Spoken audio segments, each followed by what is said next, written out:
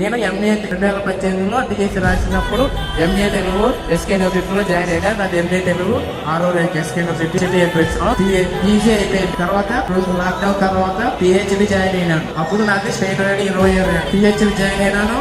తర్వాత GNM కొట్టించుకొని PhD చేసుకుంటా ఈ జాబ్ కి ప్రిపేర్ అవుతూ జాబ్ సాధించడం జరిగింది. అంటే ఇంత కష్టపడి ఒక వ్యక్తి జాబ్ తీసుకొని నా ఒక్కడి ప్రయాణం, అలాగే ప్రతి ఉద్యోగం సాధించిన ప్రతి ఒక్క అభ్యర్థి కూడా ఇలాగే కష్టపడి చదివించారు. లాక్డౌన్ పరిస్థితుల్లో కూడా వాళ్ళు పుస్తకాలు వదలకోకుండా కష్టపడి చదివి సాధించారు జాబ్. ఊరికే జాబ్ ఎవరికి రాలేదు. మొన్న జరిగిన 2025 డిఎస్సికి సంబంధించిన ప్రతి ఒక్కటి మెరిట్ లిస్ట్ కూడా అన్నీ, కానీ సచివాలయం సంబంధించిన జాబ్ రిక్రూట్మెంట్ సంబంధించిన మెరిట్ లిస్ట్ ఎక్కడ వస్తుంది, వాటి మీద ఏం అలిగేషన్స్ రానప్పుడు ఇంత నిజాయితీగా నిబద్ధతగా జరిగిన డిఎస్సి పై మీరు ఎందుకు అలిగేషన్ చేస్తున్నారు అసలు అర్థమవుతుందా? మీరు ఏం మాట్లాడుతున్నారో మీకనే తెలుసుకోవద్దా? అనవసరమైన అలిగేషన్స్ అన్ని చేయొద్దండి. మా మనోభావాలు దెబ్బతీయడానికి మేము కష్టపడి చదివి సాధించుకున్నాం మీ జీవితం.